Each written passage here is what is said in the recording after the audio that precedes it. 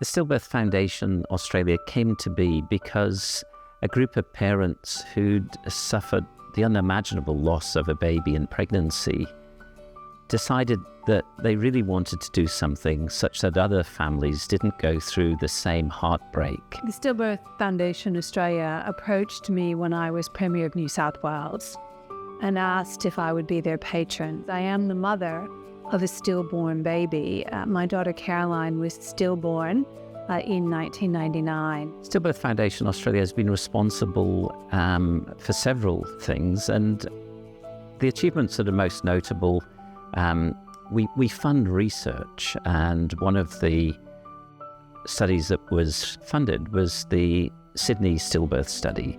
That study that really discovered that a simple intervention such as sleeping on your side could reduce the risk of stillbirth in late pregnancy. Part of the reason I hadn't been an advocate is that stillbirth was viewed as a private tragedy, not as a public health problem.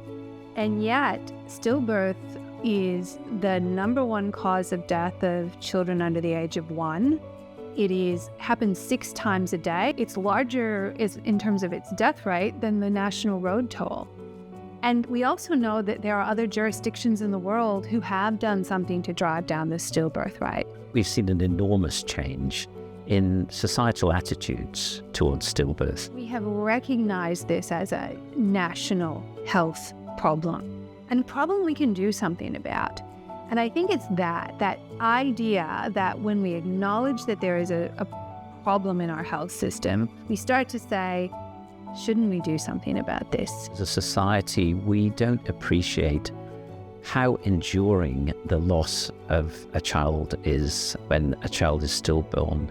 In 2025, the goals of the foundation are to continue to raise money to fund research that can change outcomes and reduce stillbirth. Still in Australia, there are around 6 stillbirths a day, 6 families whose hopes and expectations have been dashed. And so by supporting Stillbirth Foundation Australia, we're supporting research to be able to provide answers tomorrow to the questions that we have today. We need to have our own solutions in our own context and for our own people. And that's what I think is so remarkable about the decision Jennifer has made to nominate Stillbirth Foundation Australia as a charity for the Law Society. The partnership with the Law Society is of immeasurable benefit. We cannot thank Jennifer enough for nominating Stillbirth Foundation Australia as being the partner charity. This is a prevalent challenge, public health problem, and personal tragedy in our society. And the Law Society, by formally recognizing it and supporting it, is helping to expand the conversation. And that's important. We're also helping to drive money towards preventing stillbirth from happening in the future.